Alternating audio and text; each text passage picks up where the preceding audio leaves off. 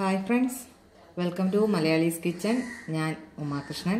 ഇന്ന് നമുക്ക് ഒരു മൈദ വെച്ചിട്ട് ഉള്ളൊരു റെസിപ്പിയാണ്. അതൊരു 4 മണി പലഹാരമായിട്ടോ അതല്ലെങ്കിൽ ബ്രേക്ക്ഫാസ്റ്റ് അല്ലെങ്കിൽ ഡിന്നർ ഒക്കെ ആയിട്ട് നമുക്ക് കഴിക്കാൻ പറ്റുന്ന ഒന്നാണ്.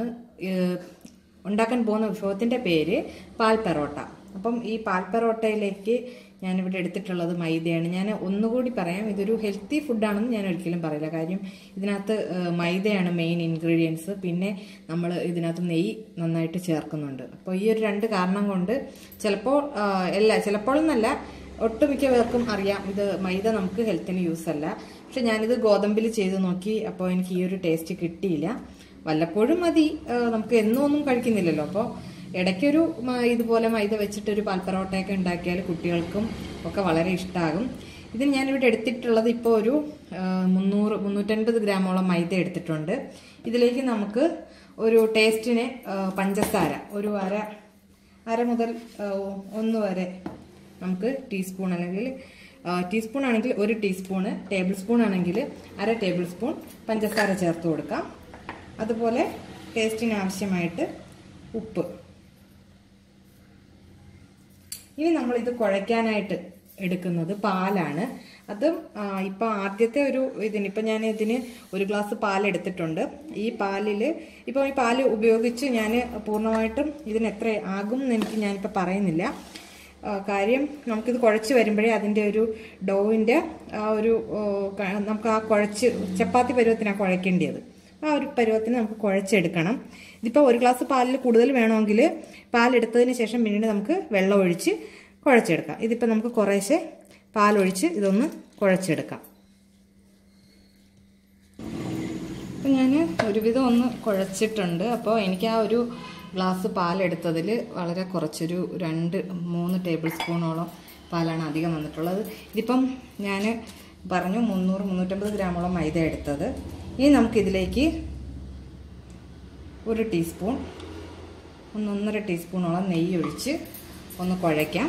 ഒന്നുകൂടി ഒന്ന് മയപ്പെടുത്തിയതിന് ശേഷം നമുക്ക് സാധാരണ പെറോട്ടയ്ക്കൊക്കെ ചെയ്യാറുള്ളത് പോലെ തന്നെ നന്നായിട്ട് കുഴയ്ക്കുക. മയപ്പെടുത്തി കുഴച്ചതിന് ശേഷം നമുക്കൊരു നനഞ്ഞ ടവലിട്ട് മൂടി ഒരു 2-3 മണിക്കൂർ, ഇതിപ്പോൾ ഞാൻ ഉച്ചയൂണ് കഴിഞ്ഞിട്ട് കുഴച്ച് വെക്കുകയാണ്, ഒരു 4 മണിക്ക് എടുക്കാനായിട്ട്. ആ ഒരു 2 മണിക്കൂർ നമുക്കിതൊന്ന് റെസ്റ്റ് ചെയ്യാൻ വെക്കണം. ഇതിപ്പം ഞാൻ നെയ്യ് ചേർത്ത് നന്നായിട്ടൊന്ന് കുഴച്ചെടുക്കാം. അപ്പോൾ നന്നായിട്ട് കുഴച്ച് നല്ല മയത്തിൽ കുഴച്ച് വെച്ചേക്കുകയാണ്. ഇനി നമുക്കിതൊരു കോട്ടൺ തുണി വെച്ചിട്ട്, ഇതിപ്പം കോട്ടൺ തുണിയാണ്, നമുക്കതൊന്ന് വെള്ളത്തിൽ മുക്കി നന്നായിട്ട് പിഴിഞ്ഞ് തന്നെ നമുക്ക് ഈ ഒരു പ്രത്യേകം ശ്രദ്ധിക്കണം, വെറും കോട്ടൺ തുണി എടുത്ത് നമ്മൾ ഒരിക്കലും ഇങ്ങനെ ഉണ്ടാക്കുന്ന ഡൗ ഒന്നും മൂടരുത്. അപ്പം നമുക്കൊന്ന് നന്നായിട്ട് പിഴിഞ്ഞ് ഇത് വെച്ച് നമുക്കൊന്ന് മൂടി, ഇനി നമുക്ക് ഒരു 2 മണിക്കൂർ കഴിഞ്ഞിട്ട് ഇത് പരത്തിയെടുക്കണം. അതുവരെ നമുക്ക് ഏകദേശം 2 മണിക്കൂറോളം കഴിഞ്ഞിട്ടുണ്ട്.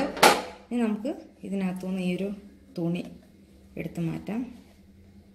ഓക്കെ, ഇപ്പം നല്ല മയമൊക്കെ ആയിട്ടുണ്ട്. നമുക്ക് ജസ്റ്റ് ഒന്ന് മയം നമുക്ക് ഉള്ളിലേക്കൊന്ന് കുഴച്ച് എടുത്തിട്ട് ഇതിൽ നിന്ന് ഓരോ ബോൾസും എടുത്ത് നമുക്ക് ചപ്പാത്തിക്കൊക്കെ പരത്തുന്ന രീതിയിലേക്ക് ഓരോ ബോൾസായിട്ട് എടുത്ത് മാറ്റാം. ഇതിപ്പോൾ ഞാൻ 15 ബോൾസ് അതിൽ നിന്നും ഉരുട്ടിയെടുത്തിട്ടുണ്ട്. ഇനി നമുക്ക് ഇതിൽ ഓരോന്നും ചപ്പാത്തിക്ക് പരത്തുന്ന ആ ഒരു ഇതിൽ പരത്തണം. ആദ്യം നമുക്കതിൻ്റെ പൊടിയിലൊന്ന് ഡിപ്പ് ചെയ്തിട്ട്, ഇപ്പോഴും മാത്രമേ നമ്മൾ ഇതിലേക്ക് പൊടി ആഡ് ചെയ്യുന്നുള്ളൂ, പൊടിയിൽ ആ ഒരു എടുക്കുന്നുള്ളൂ. പിന്നെ നമ്മൾ ഇതിലേക്ക് നെയ്യാണ് ചേർക്കുന്നത്. നമുക്ക് ചപ്പാത്തിയുടെ ഒരു വലുപ്പത്തിൽ പരത്തിയെടുക്കാം. ഇതുപോലെ നമുക്കൊന്ന് പരത്തിയെടുക്കാം. പരത്തിയതിന് ശേഷം നമുക്കിതിലേക്ക് നെയ്യോ ഓയിലോ, നെയ്ക്കാണ് ആ ഒരു രുചി. നമുക്ക് പാൽ പെറോട്ട എന്ന് പറയുമ്പം നമുക്ക് ആ ഒരു ടേസ്റ്റ് കിട്ടുന്നത് നെയ്യ് തന്നെയാണ്. നെയ്യ് നമുക്കൊന്ന് ഇതിൻ്റെ മധ്യഭാഗത്തായിട്ട് നടുക്കായിട്ടൊന്ന് തടയിട്ട് നമുക്കിതുപോലെ ഒരു ബോക്സിൻ്റെ ഷേപ്പിൽ മടക്കിയിട്ട് ഇതിനെ നമുക്ക് വീണ്ടും ഒന്നുകൂടി പരത്തണം.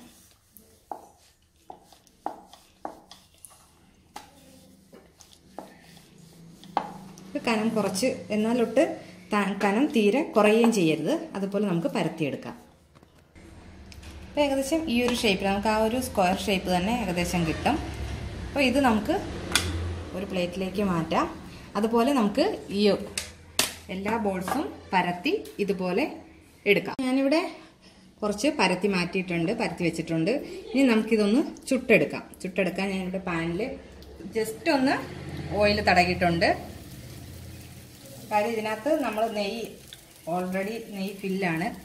എന്നാലും നമുക്ക് മുകളിലൊന്ന് നെയ്യ് തടവി കൊടുക്കാം. ഇത് ഒരു സൈഡ് ആവുമ്പോൾ നമുക്ക് ഒന്ന് ആയാൽ മതി. ഇതുപോലെ ഒന്ന് തിരിച്ചും മറിച്ചും ഇട്ട് രണ്ട് സൈഡും ഒന്ന് മുരിച്ചെടുക്കാം.